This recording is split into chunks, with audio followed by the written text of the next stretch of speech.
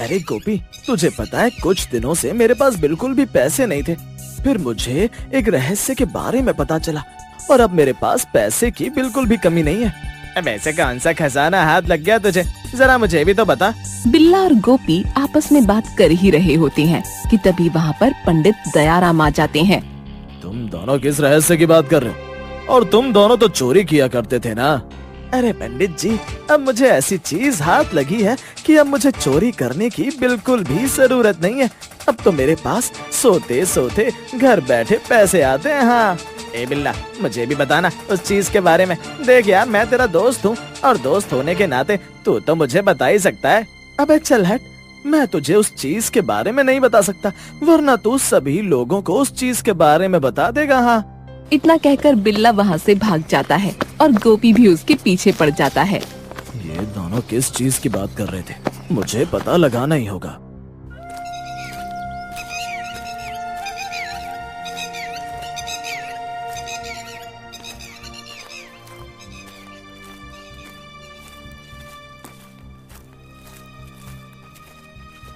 अरे आप आ गए।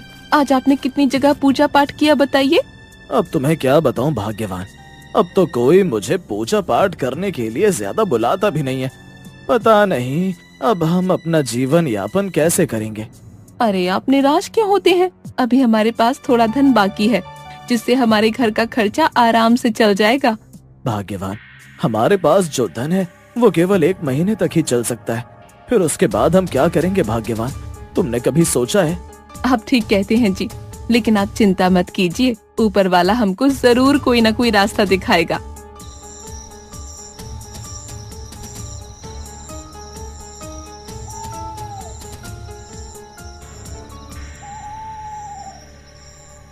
रात को जब दयाराम अपने कमरे में सोने के लिए जाता है, उसको नींद नहीं आती। बिल्ला और गोपी की बातें उसके कानों में बार बार टकरा रही थीं। अरे इतनी रात हो गई है, आप अभी तक सोए नहीं और आप किस बात को लेकर चिंता में डूबे हुए हैं?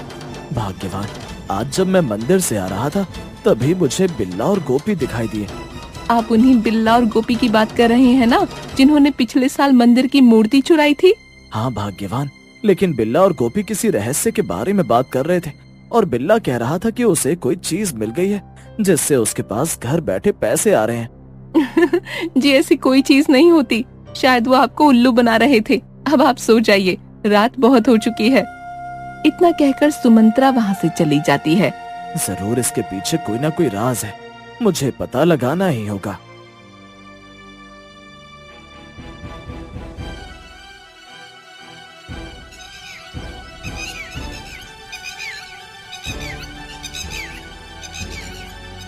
अगले दिन पंडित दयाराम मंदिर में पूजा करने जा ही रहा होता है कि तभी उसको फिर से बिल्ला और गोपी आपस में बातें करते दिखाई देते हैं। अरे गोपी, तुझे पता है कल रात को मैंने उस रहस्यमय चीज से 1 पोटली सोना मांगा और उसने मुझे 2 पोटली सोना दे दिया। क्या बात कर रहा है बे, 2 पोटली सोना? अरे तेरे तो मजे ही मजे हैं। भाई बिल्ला, मुझे भी बता देना उस रहस्यमय चीज के बारे में। बिल्ला और गोपी की बातें सुनकर पंडित दयाराम वहाँ आ जाते हैं और उनसे कहते हैं, तुम दोनों किस रहस्य की बात कर रहे हो? मुझे भी उसके बारे में बताओ, वरना मैं तुम्हारी शिकायत दरोगा जी से करूंगा। अरे पंडित जी, आप फिर आ गए और आप छिप छिप कर हमारी बातें सुन रहे थे। पंडित जी, लोगों की बातें सुनना अच्छी बात नहीं है। अरे बिल्ला, तू मुझे उस रहस्य के बारे में नहीं बता सकता तो कम से कम पंडित जी को ही बता दे उस रहस्य के बारे में। अरे अगर मैंने वो रहस्य पंडित जी को बता दिया तो पंडित जी माला माल हो जाएंगे और मैं नहीं चाहता कि पंडित जी मुझसे भी अमीर हो जाए। अगर मुझे वो रहस्य पता चल गया तो हमारी गरीबी झट से दूर हो जाएगी। मुझे बिल्ला से वो रहस्य पूछना ही होगा। बिल्ला की बातें सुनकर पंडित दयाराम को लालच आ जाता है। अरे बिल्ला बेटा, तू मुझे उस रहस्य के बारे में बता सकता है, मैं उस रहस्य के बारे में किसी को नहीं बताऊंगा। ठीक है पंडित जी, आप इतना कह ही रहे हैं तो मैं आपको वो रहस्य बता ही देता हूँ। हाँ बिल्ला, जल्दी बता, मुझे भी उस रहस्य के बारे में जानना है। तो सुनो, हमारे गाँव में जो शमशान है उसके पास एक कुआं है। वो कुआं एक जादुई कुआं है। उस कुएं से तुम जो भी मांगते हो वो कुआं तुम्हें सब दे देता है, लेकिन वो पहले तुमसे कुछ मांग भी सकता है। हाँ, अरे हाँ, वो कुआं मुझसे जो भी मांगेगा मैं उसको देने के लिए तैयार हूँ। लेकिन ध्यान रहे पंडित जी, आपको कुएं के पास रात के समय जाना है, वरना कोई चमत्कार नहीं होगा। बिल्ला, तुम्हारा बहुत बहुत शुक्रिया, ठीक है, अब मैं यहाँ से चलता हूँ, मुझे मंदिर के लिए देर हो रही है। इतना कहकर दयाराम वहाँ से चला जाता है। गोपी, लगता है बकरा जाल में फंस गया। तूने एकदम ठीक कहा बिल्ला, अब चल दूसरा बकरा ढूंढने चलते हैं। बिल्ला और गोपी बहुत ही बड़े चोर थे। वो दोनों डाकू प्रीतम सिंह के लिए काम करते थे। उनका सिर्फ एक ही मकसद था, लोगों को अपनी बातों में फंसाकर उनको लूटना।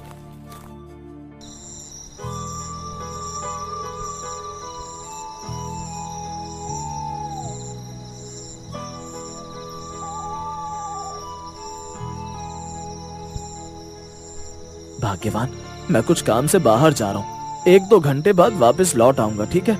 लेकिन आप इतनी रात को कहाँ जा रहे हैं? अरे भाग्यवान, तुम मेरी इतनी चिंता मत किया करो। मैंने तुमसे बोला है ना कि मैं 1-2 घंटे बाद आ जाऊंगा। ठीक है जी, जल्दी आइएगा। और फिर पंडित दयाराम उस कुएं के पास जाने लगता है।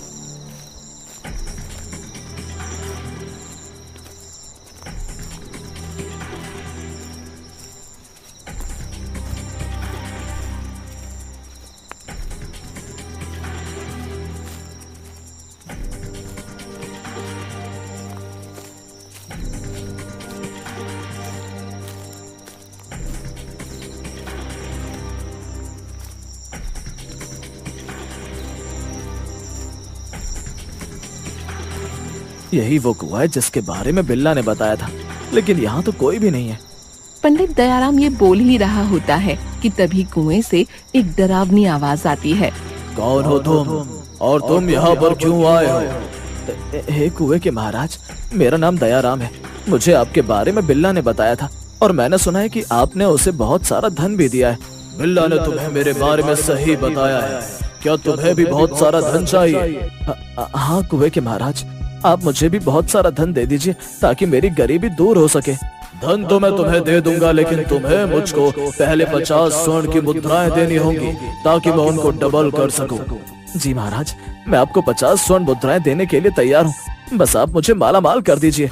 तो ठीक है, 50 स्वर्ण मुद्राएं एक पोटली में बांधकर इस कुएं में फेंक दो। फिर मैं तुम्हें एक उपाय बताऊंगा जिससे तुम्हारी गरीबी दूर हो जाएगी और तुम अमीर हो जाओगे। और फिर दयाराम 50 स्वर्ण मुद्राएं उस कुएं में फेंक देता है। अब मुझे क्या करना होगा कुएं के महाराज? तुमने जो पोटली कुएं में फेंकी है वो मुझे प्राप्त हो चुकी है। अब तुमको पूरे 50 दिनों तक रोजाना 2 व्यक्तियों को अपने घर पर खाना खिलाना होगा। 50 दिन बाद तुम्हारे घर एक चमत्कार होगा और तुम अमीर बन जाओगे। हे कुएं के महाराज, आपने जैसा बताया है मैं वैसा ही करूंगा। ठीक है, अब तुम यहाँ से जा सकते हो।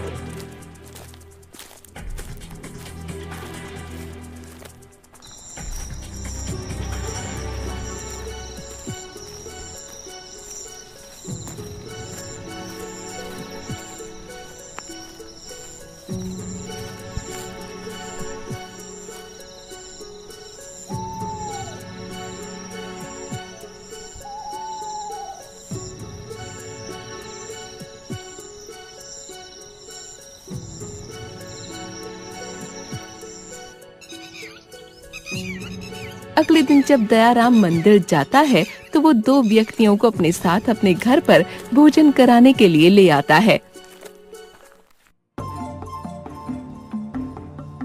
ए जी, ये दोनों कौन हैं? भाग्यवान, ये दोनों बहुत ही गरीब हैं और मैं इनको अपने घर भोजन कराने के लिए लाया हूँ। अरे, ये तो आपने बहुत ही अच्छा किया जो इन दोनों को यहाँ पर ले आए। पता नहीं ये दोनों कब से भूखे होंगे। अरे आओ आओ, अंदर आओ, इसे अपना ही घर समझो। और हाँ, पेट भर के भोजन करना, खाने में बिल्कुल शर्माना नहीं, ठीक है? आपका बहुत बहुत धन्यवाद पंडित जी, जो आपने हम गरीबों को अपने घर खाना खाने के लिए बुलाया। हम आपका ये उपकार जिंदगी भर नहीं भूलेंगे। अरे अरे, इसमें शुक्रिया अदा करने की कोई बात नहीं है भाई। भूखे को भोजन खिलाना तो बड़ा ही पुण्य का काम होता है। वो दोनों पेट भर कर भोजन करते हैं। भाभी जी, आपने बहुत ही बढ़िया खाना बनाया है, इसको खाकर तो दिल गार्डन गार्डन हो गया। और फिर वो दोनों व्यक्ति खाना खाकर वहाँ से चले जाते हैं। चलो, आज तो मैंने 2 व्यक्तियों को खाना खिला दिया। अब ऐसे ही मुझे 50 दिनों तक लोगों को खाना खिलाना होगा। फिर उसके बाद मैं इस गांव का सबसे धनी व्यक्ति बन जाऊंगा। हाँ,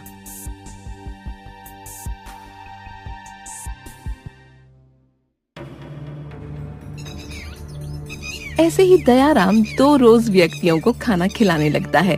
लेकिन उसकी पत्नी उसकी इन हरकतों से परेशान हो जाती है। और फिर एक दिन, ए जी, आप रोज रोज 2 व्यक्तियों को खाना खिलाने हमारे घर क्यों ले आते हो? उनको खिलाते खिलाते हमारे घर का सारा राशन खत्म होने लगा है। अरे भाग्यवान, तुम जानती नहीं हो, हमारे गांव के शमशान में एक जादुई कुआं है और वो कुआं लोगों को अमीर बनाता है।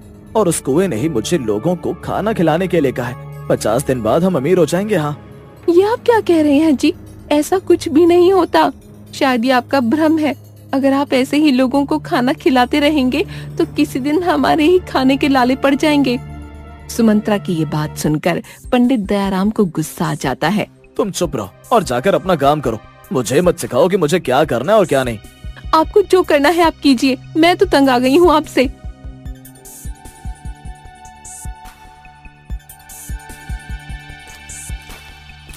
ऐसे ही कुछ दिन बीत जाते हैं और फिर एक दिन दयाराम के घर सुमंत्रा का भाई विजय आता है।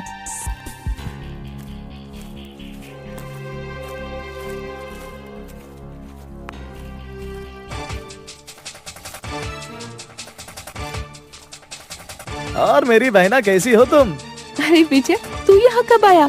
बाहर क्यों खड़ा है? अंदर आना। अरे दीदी, जीजा जी कहीं दिखाई नहीं दे रहे, आखिर कहाँ गए हैं? अब तुझे क्या बताऊं विजय, लगता है तेरे जीजा जी सठिया गए हैं। मैं तो तंग आ गई हूँ उनसे। क्या जीजा जी सठिया गए? लेकिन कैसे? एक दिन जब तेरे जीजा जी मंदिर जा रहे थे तब उनको बिल्ला नाम का एक व्यक्ति मिला। उसने तेरे जीजा जी को एक जादुई कुएं के रहस्य के बारे में बताया और कहा कि उस कुएं से जो भी मांगो वो मिल जाता है। फिर आगे क्या हुआ दीदी? फिर तेरे जीजा जी उस कुएं के पास गए और उस कुएं ने उनसे कहा कि वो 50 दिन तक 2 व्यक्तियों को खाना खिलाएंगे, जिससे उनकी गरीबी दूर हो जाएगी। और तेरे जीजा जी रोज 2 लोगों को पकड़ कर ले आते हैं खाना खिलाने के लिए। अब तू ही बता मैं क्या करूं? जरूर उस कुएं में कोई ना कोई राज छिपा है, मुझे जल्दी पता लगाना होगा। तेरे जीजा जी 2 लोगों को लेकर आते ही होंगे। अब फिर से मुझे उनको खाना खिलाना पड़ेगा। अगर हम ऐसे ही रोज खाना खिलाते रहे तो एक दिन हमारे पास ही खाने को कुछ न बचेगा। दीदी तुम उसकी चिंता मत करो, मेरे पास इससे पीछा छुड़ाने के लिए एक तरकीब है। कैसी तरकीब विजय? जरा मुझे भी तो बता। अरे वाह, ये तो बहुत ही अच्छी तरकीब बताई तूने। सुमंत्रा ये कह ही रही होती है कि तभी वहाँ पर दयाराम 2 लोगों को लेकर आ पहुँचता है। भाग्यवान, अरे ओ भाग्यवान, कहाँ हो? जरा इधर तो आओ, इन दोनों व्यक्तियों के लिए जल्दी से खाना बना दो, इनको बहुत तेज भूख लग रही है। अरे आप आ गए, मेरा भाई विजय आया है, आप उससे मिल लीजिए, तब तक मैं इन दोनों के लिए खाना बना देती हूँ। फिर दयाराम विजय से मिलने उसके कमरे में चला जाता है और फिर सुमंत्रा एक तलवार की पूजा करने लगती है। अरे भाई, ये औरत इस तलवार की पूजा क्यों कर रही है? हाँ भाई, ये तो मुझे भी समझ नहीं आ रहा है। हाँ, इस औरत से पूछते हैं कि ये तलवार की पूजा क्यों कर रही है। अरे भाभी जी, आप इस तलवार की पूजा क्यों कर रही हैं? अरे भैया जी, हमारे घर पर जो भी खाना खाने आता है तो मेरे पति उनको इस तलवार से उनकी गर्दन काट देते हैं और पीछे नाले में फेंक देते हैं ताकि उनको शांति मिल सके। सुमंत्रा की बात सुनकर वो दोनों बहुत ज्यादा डर जाते हैं। अरे भाई, तभी मैं सोचूं कि इस पंडित ने हमें खाने पर क्यों बुलाया है। हाँ भाई, हमें जल्दी से यहाँ से निकलना होगा वरना पंडित आज हमारी भी गर्दन उड़ा देगा। अरे भागो रे। इतना कहकर वो दोनों वहाँ से 9-11 हो जाते हैं। अरे भाग्यवान, वो दोनों व्यक्ति कहाँ गए? क्या तुमने उन्हें खाना खिला दिया? नहीं जी, वो मुझसे ये तलवार मांग रहे थे तो मैंने उन्हें ये तलवार देने से मना कर दिया और वो दोनों यहाँ से चले गए। क्या वो दोनों चले गए? अरे भाग्यवान, तुमको ये तलवार उनको दे देनी चाहिए थी, हम दूसरी तलवार ले लेते। अब ये तलवार मुझे दो, मैं उनको देकर आता हूँ। और फिर सुमंत्रा दयाराम को वो तलवार दे देती है और दयाराम वो तलवार लेकर उनके पीछे चला जाता है।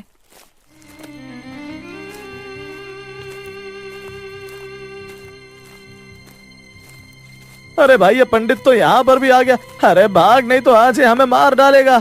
दयाराम उन व्यक्तियों को वो तलवार देने के लिए उनके पीछे भागता है, लेकिन उन दोनों को ऐसा लगता है कि दयाराम उन्हें मारना चाहता है। अरे ओ भाई, कहाँ भाग रहे हो? ये तलवार तो लेते जाओ। अरे भाई, और तेज भाग, लगता है आज ये पंडित हमें नहीं छोड़ेगा। अरे वाह विजय, तेरी तरकीब तो काम कर गई। हाँ लेकिन दीदी, अभी भी मामला सही नहीं हुआ है, हमें उस रहस्यमय कुएं के बारे में पता लगाना ही होगा। लेकिन दीदी, वो कुआं है कहाँ? विजय, वो कुआं हमारे गांव में शमशान के पास है। सुमंत्रा और विजय आपस में बात कर ही रहे होते हैं कि तभी वहाँ पर दयाराम आ जाता है। अरे आप आ गए, लेकिन आप तो ये तलवार उन व्यक्तियों को देने के लिए गए थे ना? हाँ भाग्यवान, लेकिन पता नहीं वो दोनों मुझे देखकर भाग गए और मैं उनको ये तलवार नहीं दे पाया। दयाराम की ये बात सुनकर विजय और सुमंत्रा मन ही मन मुस्कुराने लगते हैं। चलिए कोई बात नहीं, कल आप जब दूसरे व्यक्तियों को हमारे घर लाएंगे तो आप ये तलवार उनको दे देना। तुम ठीक कहती हो भाग्यवान।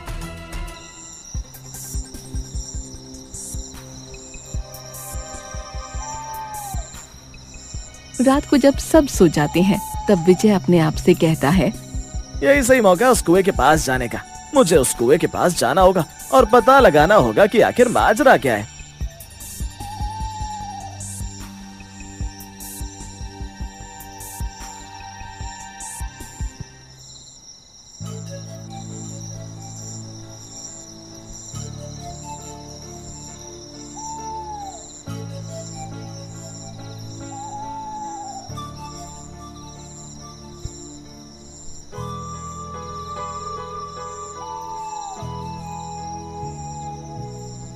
जैसे ही विजय उस कुएं के थोड़ा नजदीक पहुंचता है तभी वो देखता है कि बिल्ला और गोपी एक रस्सी के सहारे उस कुएं के अंदर जा रहे हैं। अरे ये दोनों इतनी रात को इस कुएं के अंदर क्यों जा रहे हैं? जरूर इस कुएं के अंदर कुछ है, मुझे भी इस कुएं के अंदर जाना होगा। जैसे ही विजय उस कुएं के अंदर जाने लगता है कि तभी उसको एक सुरंग दिखाई देती है और सुरंग के अंदर बिल्ला और गोपी जा रहे थे।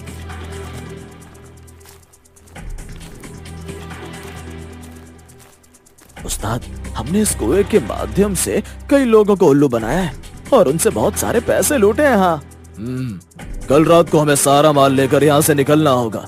अगर कहीं किसी ने देख लिया तो आफत हो जाएगी। अरे उस्ताद, आप तो खामखा डर रहे हैं। किसी ने कल्पना भी नहीं करी होगी कि इस कुएं के अंदर एक गुप्त कमरा है। और तभी छिपकर विजय उन तीनों की बातें सुन लेता है। तो ये मान रहा है, मुझे खबर जल्दी दरोगा जी को बतानी होगी, वरना ये तीनों कल तक यहाँ से भाग जाएंगे।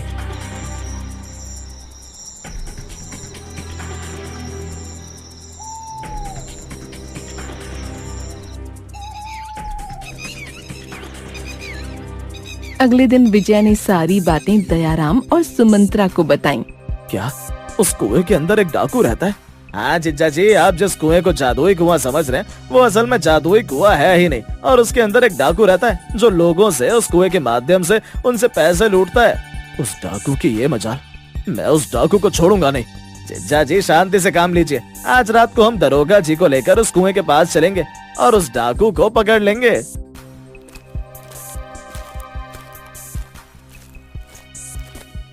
और फिर दयाराम और विजय पुलिस स्टेशन जाते हैं और दरोगा जी को कुएं वाली सारी बात बताते हैं। क्या तुम सच कह रहे हो विजय?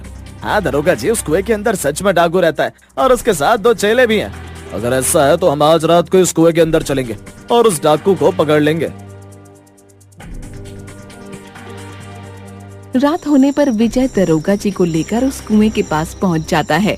दरोगा जी, यही वो कुआं है। इस कुएं के अंदर एक सुरंग है जिसके माध्यम से हम उस डाकू तक पहुंच सकते हैं। और तो फिर देर किस बात की, चलो इस कुएं के अंदर। और फिर वो सभी कुएं के अंदर उस सुरंग के माध्यम से डाकू प्रीतम सिंह के पास पहुंच जाते हैं। अरे बिल्ला और गोपी, जल्दी से इन सारे रुपयों को इस बोरे में डालो। हम आज इन सारे रुपयों को लेकर यहाँ से भाग जाएंगे। प्रीतम सिंह ये कह ही रहा होता है कि तभी दरोगा जी फायरिंग शुरू कर देते हैं। खबरदार, अगर यहाँ से कोई हिला भी तो। डाकू प्रीतम सिंह, अब तेरा खेल खत्म बेटा, अब तुझे पड़ेगा जाना जेल। अरे अरे उस्ताद, ये पुलिस कहाँ से आ गई? हवलदार, इन तीनों को हथकड़ियां लगा दो। पिछली बार ये तीनों जेल से फरार हो गए थे, अब ये मेरे हाथों से नहीं बच सकते। हाँ। और फिर दरोगा जी उन तीनों को गिरफ्तार कर लेते हैं और डाकू प्रीतम सिंह ने जो भी माल लोगों से लूटा था वो सभी दरोगा जी लोगों को वापस कर देते हैं। विजय, अगर आज तू नहीं होता तो वो डाकू मेरे भी पैसे लेकर भाग जाता और हम कंगाल हो जाते। तेरा बहुत बहुत शुक्रिया विजय।